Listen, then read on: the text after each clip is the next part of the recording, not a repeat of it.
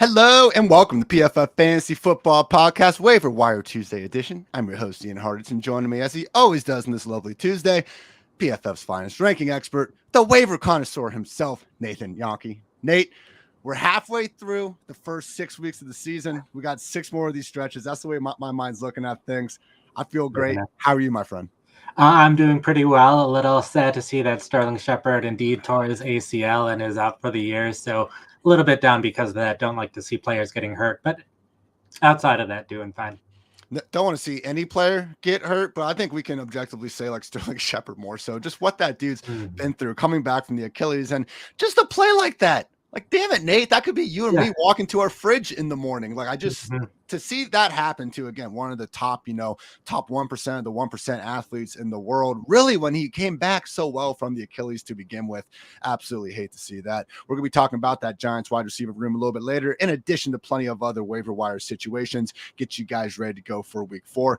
First, though, I do want to go over some of the biggest missed opportunities from week 3, as we always do in this edition of the podcast. You can check out my weekly Sheesh Report over on PFF.com, looking at all things near misses. So, the bad passes that should have been scores, the drops that could have been scores, penalties that took away scores, sometimes just downright bad luck. So before we get into the waiver wire, just want to quickly go over some of the biggest misses of the weekend. If you had Darren Waller on your fantasy team, I apologize for what happened. Not because it was my fault, but just my goodness, man. 3 catches, 22 yards, and no scores. If you just look at the box score, you're disappointed. But what you didn't see, man, was him drop not 1, but 2 red zone touchdowns where it would have been awesome. And he also had a potential 30-plus yard gain go off one hand. And then when he finally did catch a 29-yard pass, it got wiped out with an offensive holding penalty. So through 3 weeks, Nate, Matt Collins, Raiders wide receiver 1, pass catcher 1 in terms of total receiving yards, just like we all expected. Some wide receivers and just pass catchers in general that could have scored or picked up big yardage with a more accurate pass. Josh Allen, 400 yards. I think he was the QB2 overall this week. We're not complaining about that.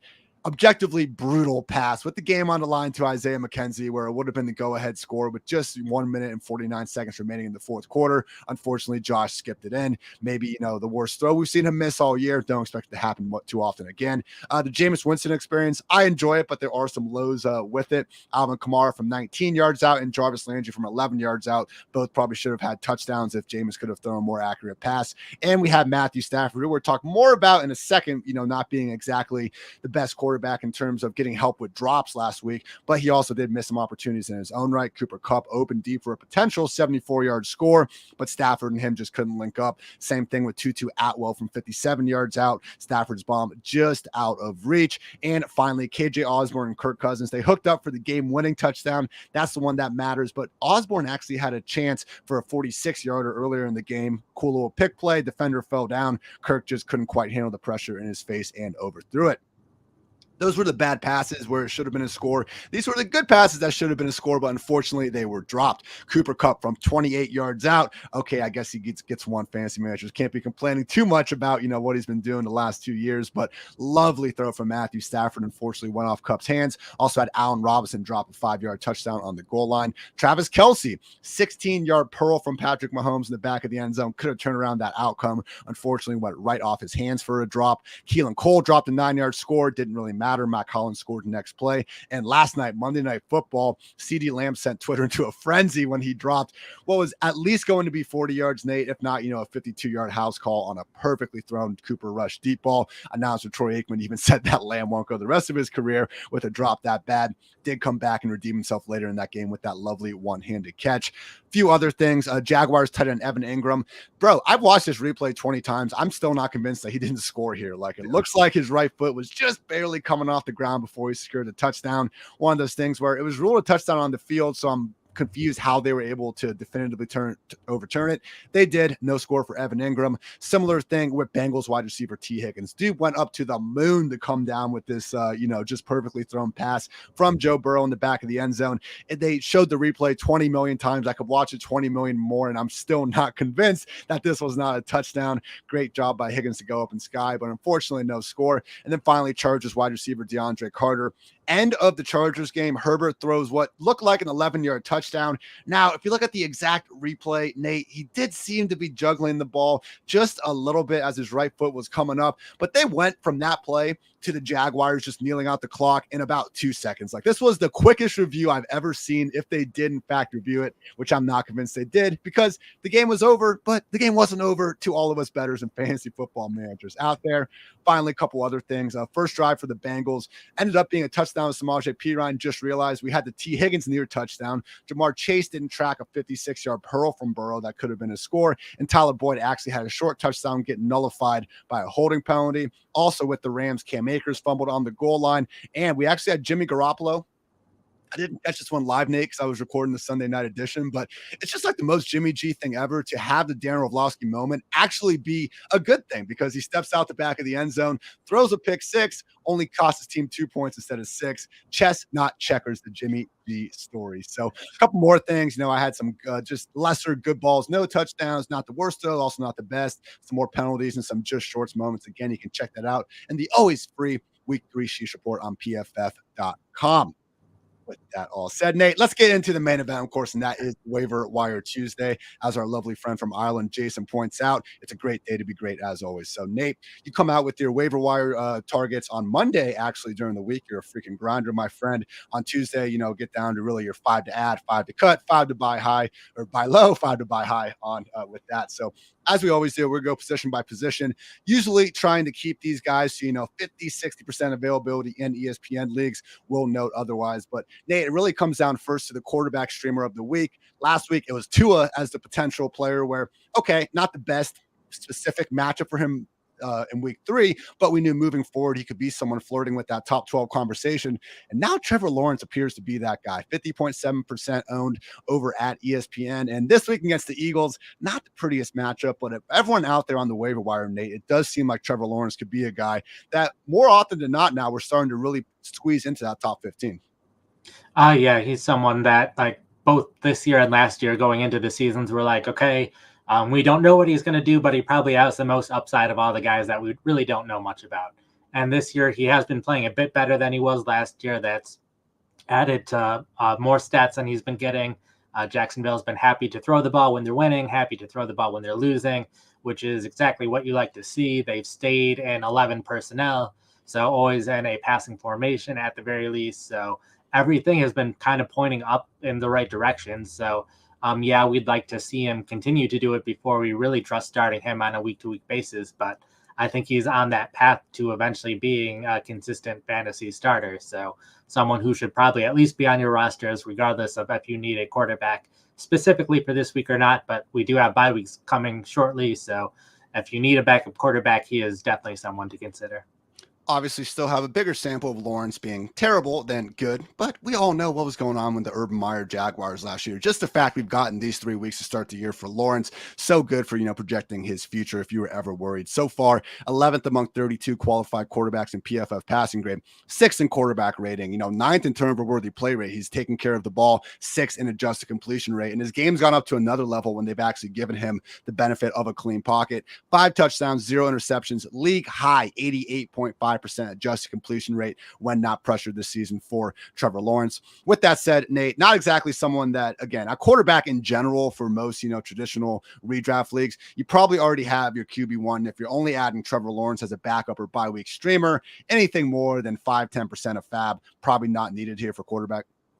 Yeah, and I'm someone who had Trey Lance in basically all of my leagues, so I'm in a little bit more need for a quarterback, and I'm sure there is that one team in each league that probably does need someone, but I agree with you. Not a whole lot of fab if he's still available in your league. I feel that pain there, Nate. The Trey Lance injury, the Tim Patrick injury, and the Rondale Moore injury all been hurting. I would say Rondale Moore, I think, hurts the most because Greg freaking Dortch now is putting up these numbers that should have been right there for Rondale, but good for Greg Dortch. And hopefully we still see Rondale here at some point. Second favorite streamer of the week going to be Jameis Winston, available in 29.2% of ESPN leagues. You start looking at the upcoming Saints schedule, and I got on Twitter today, Nate. I looked at the Vikings game. I said it was a home game. Nope, it's in London. We got the London games to figure out there. So my bad, everyone. I will watch the film and get better. But just looking at the Saints here moving forward, they got the Vikings in London. Then they're home against the Seahawks, home against the Bengals in Arizona, home against the Raiders, and home against the Ravens. Look, the Seahawks game, like I think he could probably torch that secondary, but I'm not going to confuse that with the potential shootout. But Saints, Vikings, Bengals, Cardinals, Raiders, Ravens, like these are the games I think we could easily see game totals, really getting close to 50, if not clearing that mark. And these are the potential shootouts that we should want to see Jameis Winston in. So, Nate, hasn't been the smoothest start for Jameis. It usually isn't. With that said, one of the big concerns we had about the Saints offense going into this year was if they were going to be the most run-heavy offense in the league, which they were when Jameis was under center last year, or if they were going to throw the ball a little more. So far this year, 6th most pass-happy offense and non-garbage time pass play rate. Now, they've been playing a lot of games where they haven't had much neutral game script to really speak of because their defense hasn't really been holding up the end of the bargain. But that's all going into Jameis Winston having the sort of volume and, as we're seeing, passing efficiency mixed in with some lows to actually now be a reliable streamer for us down the road. Exactly. And the talent around him is there. Chris Olave has been playing excellent so far this year. So having that as a more known positive commodity for Winston is great to see. We knew we were going to see the ups and the downs, and the Saints have had plenty of injuries on offense, which has impacted things the first 3 weeks. So I know we pretty much said the exact same thing last week where there were plenty of injuries, but hopefully sometime during this season, the offense is healthy and we can see them at their best. Yeah, I was looking at the just rates of wide receivers actually being open or not on the quarterback dropbacks this year, trying to see, just how much of, the Bears passing attack is on Justin Fields versus the receivers. And the Bears were in the bottom 3, predictably. Also, the Saints were. So I will give Jameis a little bit of credit where I think part of the problem is him and this offense. I mean, we are looking at Winston with a 12-yard average target depth. If that stands over the course of this entire season, that's going to be at least the highest mark since 2015. But man, you just look at the offense as a whole, a lot of downfield shots. And yeah, the Saints have been considered open or wide open on a league low. I think it's about 38% of Jameis's dropbacks this season. And I think that backs up, man. Michael Thomas has done a great job making a lot of contested catches. Olave's, getting loose downfield, but it hasn't exactly been, just one wide open wide receiver after another in New Orleans. Some of the injuries you talked about, Alvin Kamara taking away some of those easy checkdowns. So even though the Saints offense, hasn't exactly lit the league on fire to start, we still do know those guys are talented. Hopefully once they get a little healthier, we're seeing things made that much easier for Jameis and company. Final quarterback to note, Marcus Mariota with the Atlanta Falcons rushed in for another score last week, Nate. I mean, it's just wild to me how Mariota, we always knew he could be this guy. I mean, he ran the 4.52 at the combine. We all saw what he did at Oregon. Like, he was a number 2 overall pick for a reason, but he just never ran this much in Tennessee. And all of a sudden, he goes to the Raiders. He has that not even spot start, but comes in, after a series for Derek Carr. And now he's in Atlanta, and he really is looking like basically what we're all hoping Justin Fields could be this year. Obviously, you have Drake London, Kyle Pitts, Cordero Patterson in your offense. He's got a bit more to work with than Justin Fields. But what are your thoughts on Mariota the rest of the season? Because he's looking more and more like someone that should probably consistently be in that upside QB2 conversation. Yeah, I agree. I'm at the point where I'm not quite comfortable starting him unless my starting quarterback's on a bye week, but has 90+ rushing yards, something that Lamar Jackson and Jalen Hurts are the 2 other guys that have reached that so far this season. Has a high yards per attempt passing the ball at 8.0, 6th best among quarterbacks. And the big thing that they're really missing is just volume. They've dropped back to pass 95 times, which isn't too much for a quarterback, but I could see them being down more in some games, which will lead to more dropbacks and just more volume out of him. So ideally, he starts using Kyle Pitts and continues to use him better like he did this last game. And hopefully at some point of time, both him and Drake London can both have huge games in the same game. But if that happens, then he's probably a fantasy starter a lot with his rushing ability.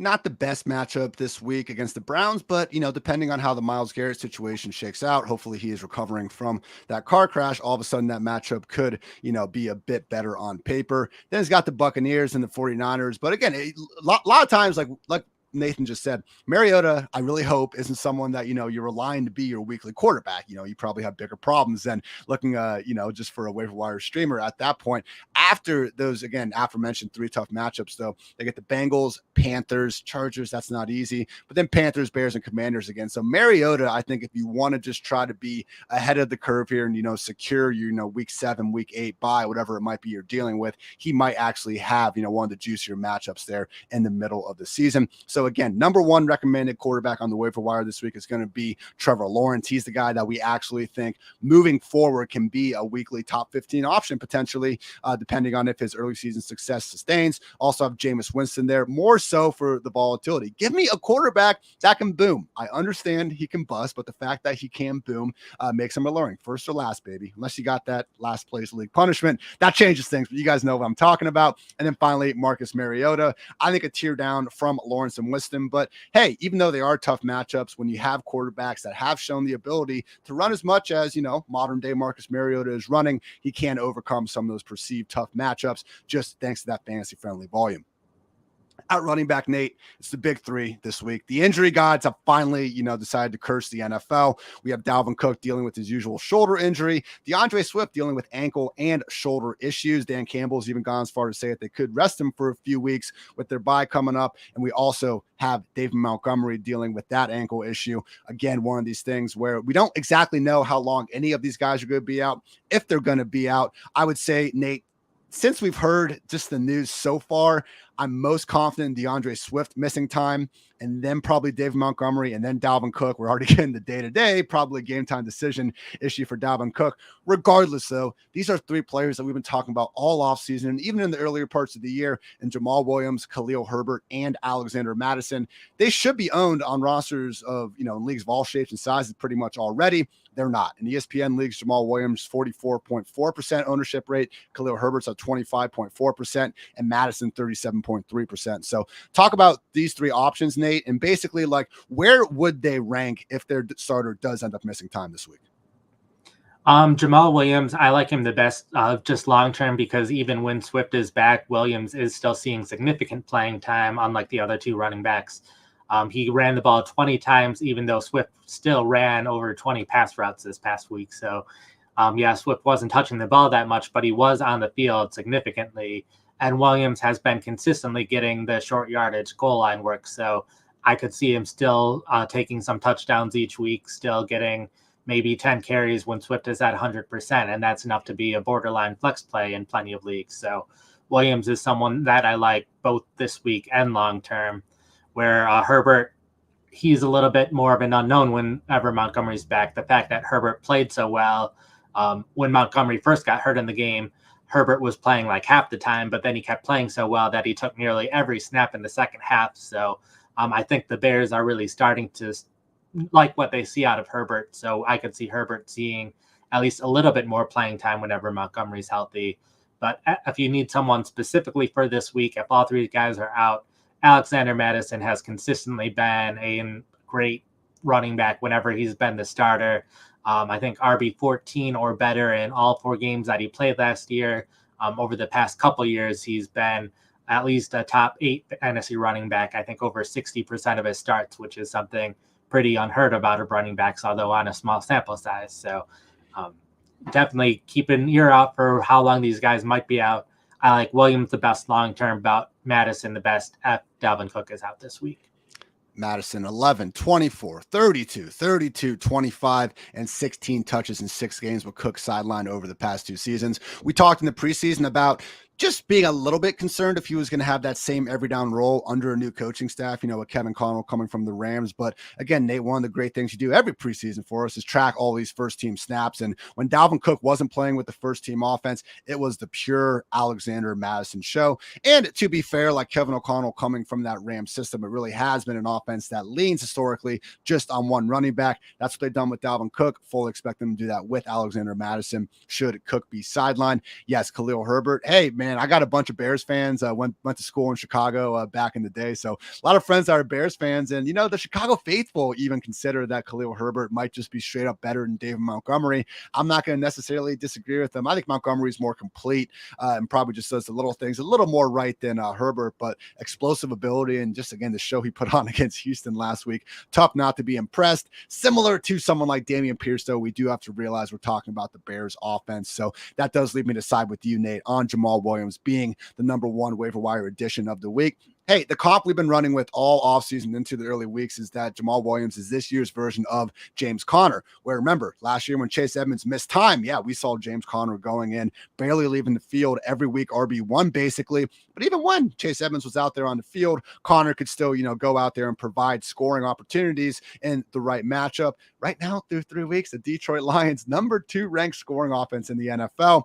32nd ranked scoring defense, obviously contributing to plenty of those shootouts, but not sure any of that is changing. So with Jamal Williams, Nate, is this a situation where we get crazy and we throw 40-50% of fab on there? Or do you think the reality that Swift isn't dealing with a long-term issue makes Williams more of a 20-30% fab target? I'd probably lean 30 just because he is taken in over 40% of leagues. So the leagues that he is still available probably have lighter benches. So you're getting rid of someone good to get him.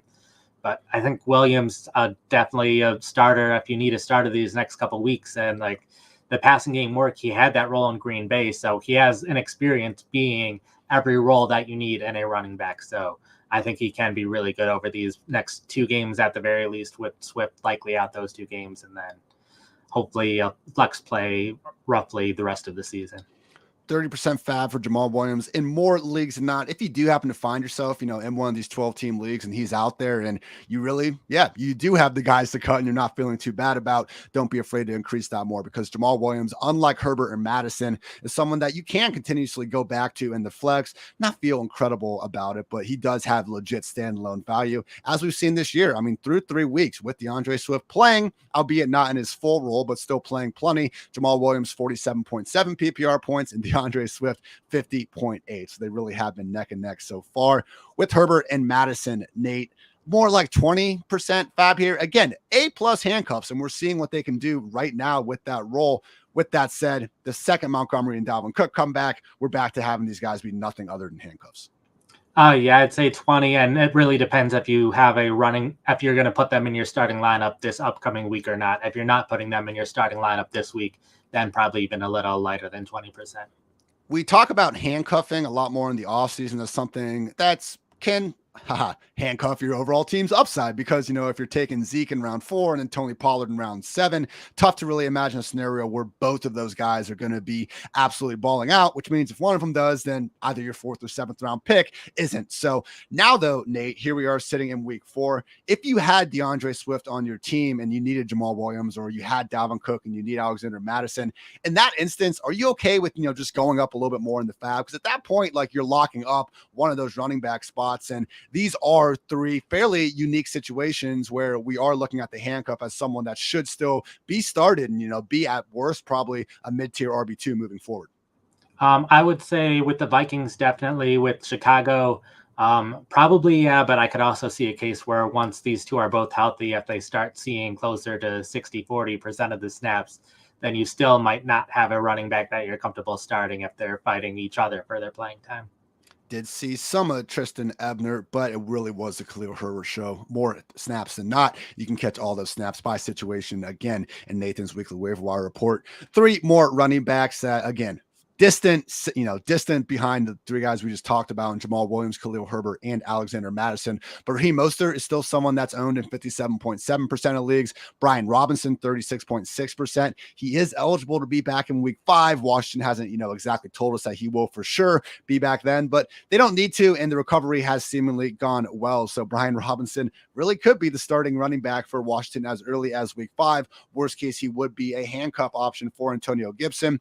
Not the same 3-down upside, I think, as the other guys we just talked about, because J.D. McKissic isn't going anywhere, but Brian Robinson is a great, we were telling you last week just to kind of throw him on the end of the bench if you were able to, because more and more as that return gets closer, people are going to go back to hyping him up, just like we were for good reason, back in August when he really did seize that starting job. Also, Naeem Hines, someone that in full PPR, you can throw in the flex and not completely hate yourself. But more than anything, Nyheim Hines just joins these other guys as high upside handcuffs that need to be rostered in leagues of all shapes and sizes. But Nate, Raheem Mostert is actually someone that you highlighted in your articles 5 to buy low on as well. Talk about what Mostert has done from a usage perspective that makes you so, I guess, just willing to trust him moving forward.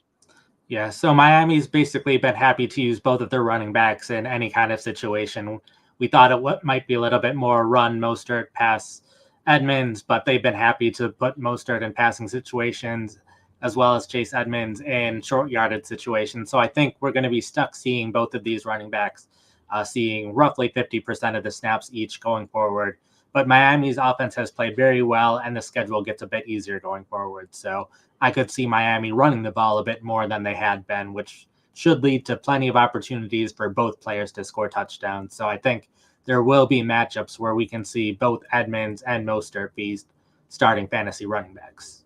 Top 3 waiver wire additions. And honestly, this is, with all due respect to Romeo Dobbs, we'll talk about in a second, and Chris Olave, if he's available, these should be the top 3, waiver wire additions, regardless of position. Jamal Williams, someone that will be, in the top 12, top 15 conversation, with DeAndre Swift expected to miss time. Even when Swift comes back, he's still someone that, especially when bye weeks start rolling around, we're not going to hate having in the flex. So Jamal Williams, don't be afraid to go 30, maybe even 35 or so % of your fab to lock him down. Khalil Herbert and Alexander Mattison, depending on the statuses of the David Montgomery and Dalvin Cook. Also guys that could be flirting with that top 15 treatment sooner rather than later, and potentially for extended action. With that said, once those starters come back, it's going to be much, much tougher to put them in a starting lineup in the same manner as Jamal Williams. So our fab for Herbert and Mattison, much closer to that 15-20% line. Also, don't completely forget about Raheem Mostert, Brian Robinson, and Nyheim Hines if you're trying to spruce up some depth.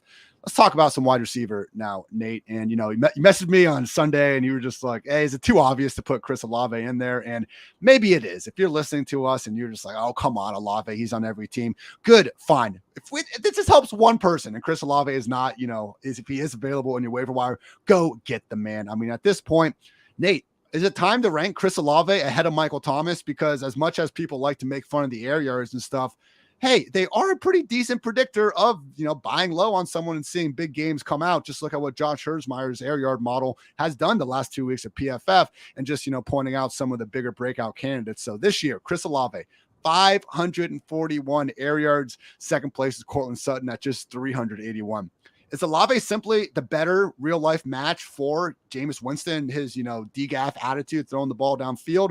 Because even with Michael Thomas dealing with the foot injury, it's not considered serious. Same thing with Jarvis Landry with the ankle. So yeah, I know if they miss time, then it's obviously Olave to the moon. But Nate, even if we have a healthy Michael Thomas going into week 4, who are you ranking higher, him or Chris Olave? It'll probably depend on the matchups one week to another, but Olave did lead the team in targets when all 3 of the players were healthy last week, so it was good to see that it wasn't just because the other receivers were getting injured that Olave was playing so well. He was getting the targets regardless of the other wide receivers. So I think, especially with Michael Thomas's injury, I'll probably have Olave ranked higher this week just because Thomas probably won't be 100%, but he's definitely someone that you at least want to put in your fantasy starting lineups going forward because he's seeing so many targets and so many deep targets, which will lead to plenty of big plays going forward. It was wild just watching that Saints game and like how the cornerbacks kind of had to play Olave, because he's been getting separation deep, but he hasn't been running, 20 yards past everyone. But with that said, Jameis is just so willing to chuck it downfield that, Jameis basically, for better and for worse, forces these defenses to kind of have to account for every square inch of the field out there. So Olave, the defenders just know how, often he'll just run straight past them. And because of that, you see him getting a bunch of those air yards, but then you just see these easy 15 to 20 yard receptions on these deep comebacks where the cornerback has to bail because Jameis is crazy enough to consistently throw it deep. And when you have such a smooth route runner like Chris Olave, see, there we go, guys. Can't ever get through a whole Olave conversation without calling the guy smooth, but it's true. And just having him on the outside, doing the things that made him a top 12 draft pick in the first place, you're seeing, why the Saints were so willing to trade up and add him to the squad. So yes, he's owned in 75.8% of ESPN leagues, but God forbid you're in one of those 24.2% that doesn't have Chris Olave on a roster. go get him. And this would be a situation, Nate, where right there with Jamal Williams and those guys, 30% plus of the fab. I mean, this could be a weekly upside wide receiver 3, if not more. I'd even venture to say, with Olave, you could be looking to go 40% plus. What do you think? I think I agree with you there. That's fair to say. Now, the second wide receiver that had a nice little breakout. Now, it did come with Sammy Watkins dealing with the hamstring injury, something we've seen happen plenty of times over the years. And also Christian Watson, dealing with his own hamstring injury. But Romeo Doubs, the training camp hype was wild and the preseason hype looked good. All of a sudden, Nate, the man's doing it in real regular season competition as well. In an offense that, other than Allen Lazard, just hasn't really found a tight end or wide receiver to step up to this point. So Romeo Doubs, you're a noted Green Bay Packer lifer, Nathan. What are you thinking about Doubs just as a fantasy asset here moving forward? Are you buying last week as something that we'll see more often, or was that just a big week in a Packers offense that we're probably going to continue to see spread the ball around pretty evenly?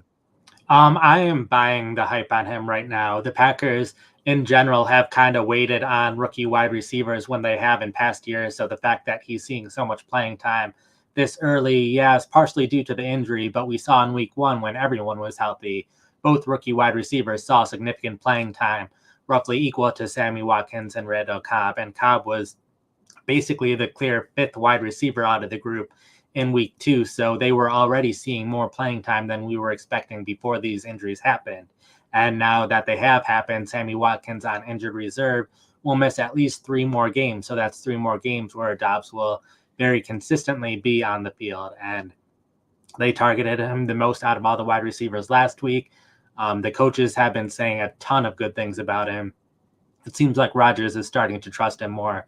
So I think it's not just a case of he's going to be one of the starting wide receivers going forward, but he could be Aaron Rodgers' top option the rest of the season.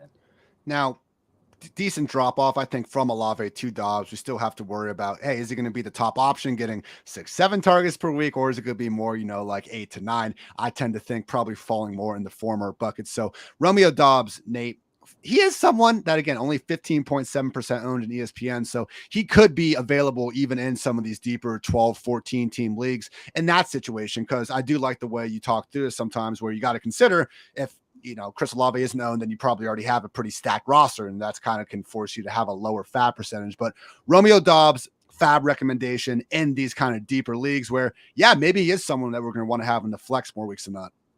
I would be fine with 25 since I think he's someone who he can eventually be a fantasy starter for the rest of the season if he continues to be in Rodgers' favorite target. Love it. All right, we have 6 more wide receivers that Nathan is recommending. You don't need to go out super far of your way to get these guys, but still quality wide receiver 3 to wide receiver 4 types that, again, with bye weeks around the corner, not going to be the worst guys to have sitting on that bench. So Tyler Boyd available in 62% of leagues. Saw him get the long touchdown last week. Also had a touchdown nullified on a good offensive holding call, but I thought I pointed out, try to make myself sound smart from having watched the games. You guys know how the game goes. But with Boyd, we've talked about it. Back-to-back wide receiver 36 finishes, and he's someone just in terms of the last 2 seasons, and he's someone where, okay, that's a fine enough floor, and God forbid something happens to T. Higgins or Jamar Chase. We've consistently seen his targets boom, and I would expect that to continue in an offense that, yeah, rough first 2 weeks of the year, but I think we're already starting to see Joe Burrow and company get going again. Also have Zay Jones, only owned at 24.5% of ESPN leagues. Zay Jones, someone that we talked about last week as not really being super sold on, not so much because of him, but more so because of Trevor Lawrence and just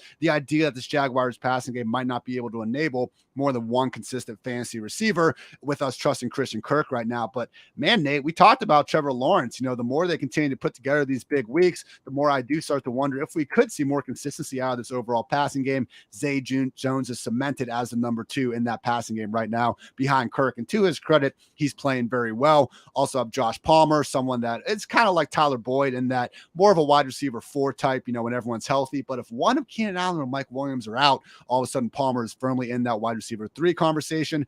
Still have George Pickens. Unfortunately, not getting enough target volumes, but making the most out of it. My goodness, that catch last Thursday night. So he is, again, one of these wide receiver 3s with the potential to move up should either of the team starters get injured. Devontae Parker coming off a big game. Unfortunately, probably going to have Brian Hoyer under center for the next few weeks at least. And we have Mac Hollins. Monster effort last week. Did come with Hunter Renfrow out of the picture, though. And I got to imagine at some point, Nate, that Devontae Adams will lead the Raiders in receiving yards. Really really going out of a limb there. For now, though, it is Mac Hollins. So out of this group, again, Tyler Boyd, Zay Jones, Josh Palmer, George Pickens, Devontae Parker, and Mac Hollins. No one that I think, we're breaking down the fab door to go out and get on our team. With that said, quality options. Are there one or two that you're especially fond of moving forward? I'm excited to see what Zay Jones can do going forward. It kind of goes back to what we were talking about with Jacksonville's offense earlier, with how well they're playing. The fact that they don't have like any real young wide receivers that are waiting to get more playing time is also good to see. That he's probably not going to get phased out of the offense at any point because Jacksonville doesn't have any of those guys to phase him out with. They've been staying with 3 wide receiver sets, so he's basically always on the field for the pass plays. And there's just so much volume there. So even if his talent isn't quite as good as some other wide receivers, or he doesn't have that upside, I think he will just continue to have that volume week in and week out. So definitely someone who can be helpful with bye weeks coming along that can fill that hole in your lineup and definitely see 5, 6, 7 catches potentially. Already 19 receptions on the season, averaging now 6.33 per game. So yeah, with Zay Jones, I mean, look, someone that didn't really do anything during the first part of his career in Buffalo. He goes to the Raiders, where like the most notable thing before 2021 was John Gruden saying he was like the best conditioned wide receiver on the team. But like Zay Jones did not start until Henry Ruggs, did Henry Ruggs things last season. So that's kind of just why I think a lot of us weren't as tuned in to Zay Jones. Shout out to Underdog Fantasies, Josh Norris, who has been on it and has to remind us that he's been on it every time Zay Jones catches a pass. But shout out Josh, love you, man. Either way, with Zay Jones, man, again, it's more so the way the Jaguars have been using them over these 3 weeks and expecting it to move forward in an offense that's exceeding our expectations. So they gave him $24 million. I think some of us scoffed at that contract, similar to the Christian Kirk contract, but they gave him the money. He's making good use of it. Don't feel bad about getting Zay Jones. With these guys, though, Nate, 10, 15% of fab at the most. We're not going crazy. I agree with you completely there. There's probably not too many people looking to pick up Zay Jones. So ideally, you don't have to put that much in order to get him. Couple tight end options now. Thursday night hero on all of your fantasy benches, David Njoku, going off, looking like, the $55 million man that the Browns paid him to be, and just the freak athlete, with the spark score that everyone fantasy has talked about for the last 5 years running. So with Njoku, still owned in just 32.7% of ESPN leagues. Have you seen enough out of Njoku's usage for the first 3 weeks, Nathan, to treat him as an every week tight end 12 or better moving forward? I think he's going to be borderline there the rest of the season, and I think he'll be someone who will be frustrating. He'll either be open against some opponents and not open against other opponents, so you'll either be getting a ton of fantasy volume out of him or barely any. So I think he will be a very frustrating person to have in your starting lineup, but still having that chance of him catching 8 or 9 passes in a game is something that you're not going to see about most other tight ends that you're considering starting. Last week was certainly, I think, the ceiling performance that we'll get from Njoku this season. And Nathan's, again, aforementioned waiver wire article you can find on PFF.com. He does show, though, that at a minimal this year, after we just had these constant committees in Cleveland at the tight end position with Hooper, Njoku, and Harrison Bryant, Njoku is at least a full-time player now. He has been on the field 189 of the Browns, 210 snaps this year. He's been efficient, 8th best yards per out run among all tight ends. So, yeah, he's on the field all the time, and he is being efficient with his opportunities. The problem is, as great, truly, as Jacoby Brissett has been over these past 2 weeks, not exactly expecting that to, continue over the course of the entire Deshaun Watson suspension. So scoring upside usually isn't that high. And this is still a run-first offense that goes first and foremost through Nick Chubb and Kareem Hunt. So yes, David Njoku, someone that should be added as a top tight end this week on the waiver wire. With that said, let's not get too carried away and, anoint him kind of in that Dallas Goedert top 5, top 6 tier of things. A couple other tight ends you have listed, Nathan. Tyler Conklin continues to keep on keeping on, even with CJ Uzomah back last week. I figured it was going to be more of a split committee, and maybe it could be more down the road with Uzomah back in his first game returning from injury. But right now, and just based on the training camp reports, I mean, Tyler Conklin really has been the preferred receiver for Joe Flacco in New York this entire time. Now going from Flacco to Zach Wilson could unfortunately, lower the floor here. But overall thoughts on Tyler Conklin, and if he could be someone that, hey, it's at least in the upside tight end 2 conversation far more than we thought he was going to be before the season. He's someone that I think will have a high floor, but not the highest ceiling. He's run more routes than any other tight end so far this season, so that's not going to change regardless of who the quarterback is. has a low target share given his routes run, but that's still good for 5th most in targets. Has the 2nd most catches this year, 7th most yards. So the Jets have plenty of other options on offense, but he's still getting the ball a decent amount with just how many plays the Jets have been running. So he's someone that he's just playing well enough, even though he's not the greatest tight end in the world, but volume's all that matter in fantasy. So he's one of the few people getting the volume right now at tight end. Another guy getting a ton of volume is Hayden Hurst for the Bengals. Unfortunately, he was limited a little bit last week, and with them just really bouncing out to a big lead finally in the first half over the Jets. We didn't see the Bengals keep their foot on the gas, understandably, so Hurst wasn't being used a ton in the second half. On the other side of the coin, Irv Smith still kind of coming back from that preseason some injury, and his usage has been increasing, staying involved in the offense, still not quite playing that every down role. So rest of the season, Nate, with these guys, Njoku, Conklin, Irv Smith, Hayden Hurst, how would you rank them for the rest of the season? I probably have Njoku first just because we know he's going to be the starter, know he's going to have the volume, and Conklin probably second just because we know that he's the volume play there. Irv Smith, he's slowly seen his snaps increase, but we don't know if he's ever going to be that every down player that we were hoping to see him become. So because of that, he's a little bit iffy. And then Hayden Hurst, this past week, it was partially because of the injury. All 3 Bengals tight ends are showing up on the injury report this week. So not the greatest sign when you're playing on Thursday Night Football.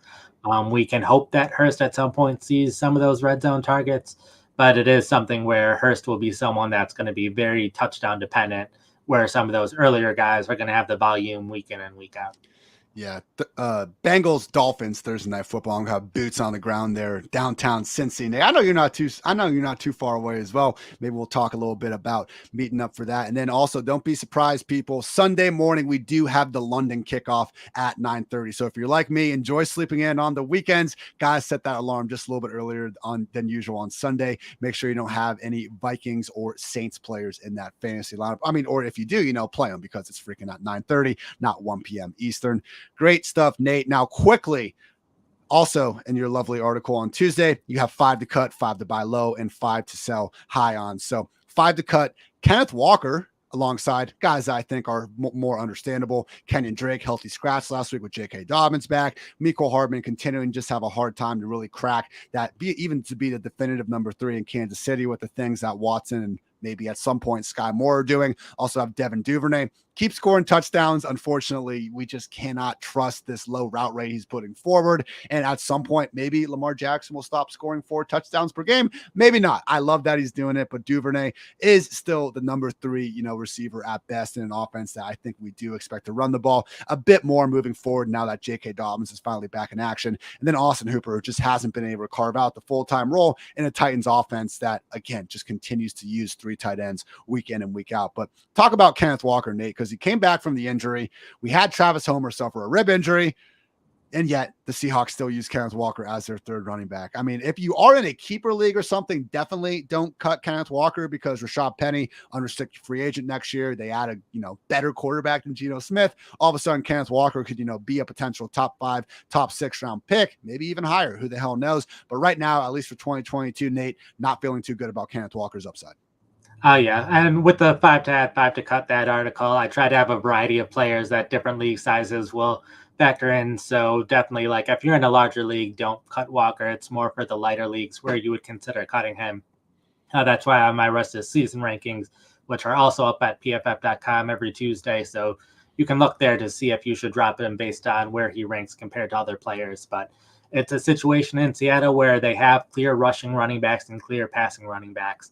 Homer got injured. They went straight to DJ Dallas. It wasn't either of the 2 running backs that saw an increased role. And Seattle's had a relatively easy schedule so far this season. It's going to be getting tougher, which means more passing the ball, less rushing the ball. So less work for both Penny and Walker. So even though I expect Walker to start cutting into Penny's playing time a little bit here and there, that'll probably mostly just mean Penny won't be a fantasy starter anymore, and not that any of the backs in Seattle will be a fantasy starter. It's a muddled early down situation where neither guy has a chance to get pass downs and a bad offense that we don't expect to get much better.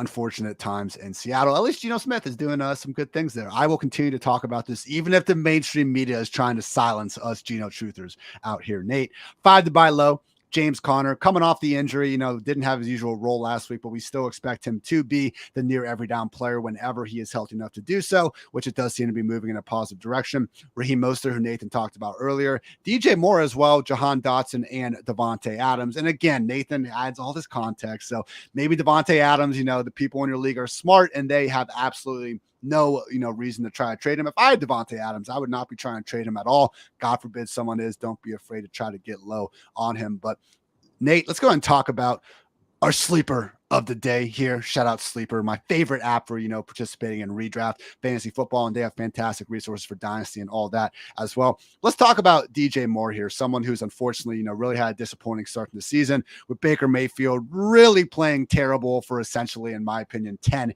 of his 12 quarters, out there for the Panthers this season. With that said, still, we're talking about one of the more talented receivers in the league. And the one thing about Baker that I think we've seen that you could say is a positive for these wide receivers is that he's not really force feeding the ball to Christian McCaffrey in the same way as we've seen past quarterbacks do in this offense. So hopefully, Nate, better days are here to come for DJ Moore. Yeah, I would say there's really 3 things that have been holding him back. It's the volume of offense Carolina's had, it's the quality of passes thrown his way, and the percentage of targets thrown his way. So ideally, the Panthers start playing better as an offense. Baker Mayfield hasn't played well. There's really only up to go from here. And worst case, if Baker keeps playing this poorly, they'll probably switch back to Sam Darnold at some point. So we'll start seeing more what we saw last year, which still isn't the greatest thing, but better than what we've seen so far for Moore. So that would help both the volume of the offense in general and also help the quality of passes thrown his way. I think Moore is one of the, both Moore and Anderson are 2 of the top 5 players in terms of inaccurate passes thrown their way. So targets that were thrown their way that were just not catchable at all. So that's something that will hopefully get better for Moore going forward. And then just the percentage of passes thrown his way. And that's something that is probably the biggest unknown. If that'll get fixed going forward, but ideally Mayfield does start throwing him more, or if they switch back to Sam Darnold. We know Darnold is just fine throwing to DJ Moore a significant amount of times, even if they aren't the greatest passes.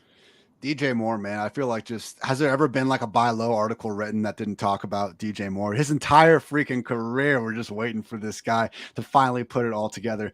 Please, Baker, it's been a rough 3 weeks, but if you could just give us DJ Moore, I at least will stop slandering you as much. I can't speak for the rest of Twitter, Nate. It gets awfully hostile out there when we talk about Baker Mayfield sometimes, but obviously this year, deservedly so with the way he's been doing lately. So DJ Moore, the sleeper of the show. Before we get to Nate's 5 to sell high, I want to give a quick shout out to our sponsors over at No House Advantage. No House Advantage is changing the game by offering the most dynamic fantasy sports platform available today. Play and pick'em contests versus other people for a shot at winning $250,000 plus in cash. Download the app, choose a contest, select your player props, earn points for correct picks, and climb the leaderboard for your shot to win big money every day. You can also test your skills versus the house and 20 times your entry if you hit all your picks. Bet on up to 5 player prop over-unders or individual player matchups across every major sports league, including the NFL, NBA, MLB, PGA, MMA, and NASCAR. Sign up now with promo code FANTASYPFF at nohouseadvantage.com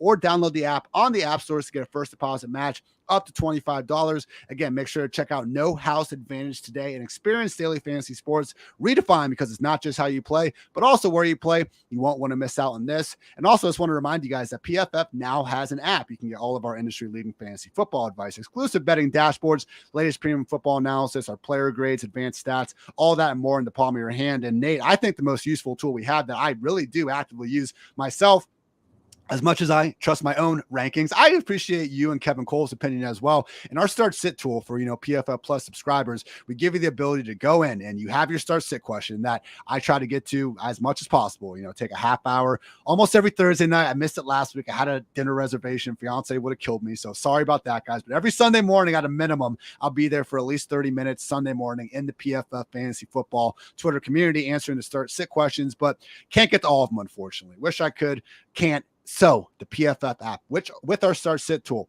Very simple. You pick your 2 players that you ask, Twitter usually for start sit advice anyway, tells you where I have them ranked, where Nathan has them ranked, where Kevin has them ranked. You can take 2 out of 3. You can prefer Nathan. You can prefer me, prefer Kevin. We just give you the information that you're looking for. And that's why we set the ranks and update them throughout the week to begin with. So Nathan, he had to get a new office because of all those Fantasy Pros ranking competitions, trophies that he just had stacking up everywhere. I like to think I work pretty hard too. Also got Kevin Cole doing his great thing. So again, the start sit feature in the PFF app. Can't say enough great things about that. All right, Nate, final notes here. 5 guys to sell high on: Najee Harris, Dameon Pierce, Robert Woods, Devontae Parker, and Kyle Pitts. So Najee Harris, does this come down to the fact that we have actually seen now a banged up version of Najee, but this is not the 90% plus never leave the field Najee that we got used to seeing so much in 2021. Yeah, Jaylen Warren was able to play a bit last week, and he was probably playing better than Najee Harris was. Warren gained 6+ rushing yards on 3 of his 4 carries, and Harris only accomplished that twice in the game. So Warren had more good plays over a much smaller sample than Harris had. And then similarly, Warren only had 1 catch in the box score, but he also had a 35-yard catch wiped out due to an ineligible man downfield. So if you didn't have him in your Sheesh column, probably put Warren there for that. Oh, I did, Nate. Don't worry. Don't be doubting that. But yes, that was a great run by Warren. Unfortunately, got not. Yeah, it was that one especially, man. It was an illegal man downfield penalty. Like sometimes with the penalty ones, and I mentioned it, like the Tyler Boyd touchdown that was a hold that probably wouldn't have been a touchdown without the penalty. So it's tough to be too complaining about that. But the Warren run, man, that really was just unfortunate because it didn't really impact the play. Dameon Pierce, he's getting the rush attempts. Unfortunately, Rex Burkhead continues to have all the pass down work, and this is a Texans offense that just continues to look awfully rough. Nate, I couldn't believe this, man, watching. So I forget what this formation is called. It's like a trick play, though. You see it in high school a lot, where they start off and they have the center and they have 2 guards, and they actually take the tackles and tight ends and they put them like over on the sideline. So the quarterback's there, and he's basically got 2. You guys have all seen it before. He's got like the 2 screen options on each side of the field. You force the defense to basically go out there and defend it right. Otherwise, you're going to have numbers and you can throw a screen. It's a fine enough play. The Texans 3 times, Nate, against the Bears, came out in this formation, sat there for a second, had the entire offense, come back and regroup, and they ran the ball straight up the middle. Like, this is the just advanced version of the freaking Texans offense right now. It was so disgusting to watch. I mean, that Bears-Texans game took years off my life just getting through it. But honestly, I thought the Bears offense was more entertaining in terms of what they were trying to do than the Texans. So, hey, if the Texans can stay close in a game, I think Dameon Pierce has a chance to make the most out of 15 to 20 rush attempts. Unfortunately, scoring volume not going to be there. And if he's not getting the pass down work as well, he's all of a sudden someone that, hey, it's like what we talked about in Seattle, man. Like, it's not anything against this player's particular talent, but when you don't have the volume and you don't have the offensive environment, it's just one of those situations that's going to be tough for him to capitalize on. Robert Woods, someone that did put up some decent numbers last week, but we are seeing Treylon Burks actually finally be a full-time member in this offense. Also came in a game where Kyle Phillips wasn't able to play with a shoulder injury. Devontae Parker, similar sentiment, benefiting from a game which Jacoby Myers missed with a knee injury. He looked good out there, man. Truly had that dog in him. Show me all the X-ray picks for Devontae Parker last week. Unfortunately, Brian Hoyer under center, not been good. We've seen him in 2 starts basically since 2018. Both have been rather abysmal. But Nate, this one pains me, man. Kyle Pitts, time to sell high on the guy. Talk about some of the frustrating route usage we have with Kyle Pitts in week 3, because we saw it in week 1. Week 2 is actually fine. Like, he was out there running a route and over 90% of the dropbacks, despite not having, the sort of counting numbers we were hoping for. But low key, despite the boom in production, week 3, maybe not the best sign moving forward for Kyle Pitts. Yeah, the Falcons have liked leaving their tight ends into pass block way too much so far this season. So they didn't have Pitts pass blocking as much this week, but that's because he wasn't on the field as much this week. We saw him play the fewest amount of snaps we've seen him play this season. He was seeing higher percentage of snaps in most games last season, so that fairly concerning. They weren't throwing to him as much on their first read so far this season, just because now they have Drake London on the field to throw to, plenty on the first read, and the offense just hasn't been playing quite as well. They also like mixing up their formations a bit and personnel groupings, and he hasn't been in quite as much on some of those traditionally more run-heavy groupings, but they still run some pass plays out of those formations. So those are routes that tight ends and every down tight end. They're seeing those routes. If not, they aren't seeing those routes, which we've seen with plenty of tight ends over the course of their careers. So he's still lining up more like a traditional tight end rather than in the slot or out wide quite as much as we would like. A lot of these great tight ends that are consistently putting up fantasy numbers are doing a lot of their work in the slot or out wide. That's why Travis Kelce at his age is able to continue playing so well, is because he's playing that kind of role. So I think it's something where we're going to continue to be frustrated at how little they're using him, and especially in the red zone. I think only one red zone target so far this season. So I don't think he's going to put up the volume that we want to see out of him compared to where he was drafted. So I think I'd rather be fine trading him after he had this one good game, and think that he might see some games similar to weeks 1 and week 2 throughout the rest of the season. And honestly, it was more so a good first half. I mean, they came out, first play of the game, they threw a deep ball to Kyle Pitts. They had all sorts of stuff designed for him. I mean, he ended up with 147 air yards, but just really in the second half, they just got away from it, and it looked a lot more like the first 2 weeks of the season. So I think the first point you made about Drake London is the big one. Like last week, Drake London only had 6 targets, and he still looked fantastic. Another touchdown. He almost had a second touchdown, but the corner did a good job ripping the ball away at the last second. So with Kyle Pitts, it's kind of like what we talked about with Zay Jones. Like this Falcons offense, we got my guy CPAT doing his thing on the ground, but it wouldn't be shocking if Marcus Mariota can't enable more than one really consistent high-end fantasy pass catcher. We have every reason to believe that's Drake London right now.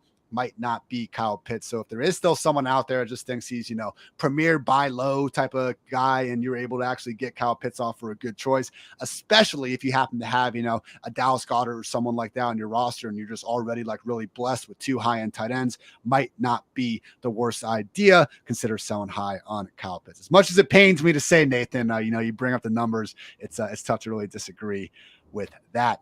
All right, everyone. This has been the Waiver Wire edition of the PFF Fantasy Football Podcast. Again, we're back every Tuesday afternoon at 12:30 here live on YouTube and, wherever you're listening to us right now. And you can check out Nathan's weekly Waiver Wire report on Mondays. Also, his 5 to buy, 5 to sell, low, high, wherever the hell you got those 5 things for on Tuesday as well, Nathan. Great stuff. Anything else you want to go off your chest? No, I think I'm good. We've had 3 good weeks of football and have several more to go. So looking forward to it. Great day to be great. As always, I'll have my positional previews up on pff.com throughout the week. I'm actually going on the couch with Sigmund Bloom in about 30 minutes. So check that out on YouTube if you guys are looking for some more afternoon ball talk. Always a great time sitting down with Sig. So appreciate you guys tuning in. For Nate, I'm Ian. Thanks again for tuning in to PFF Fantasy Football Podcast. And until next time, take care, everybody.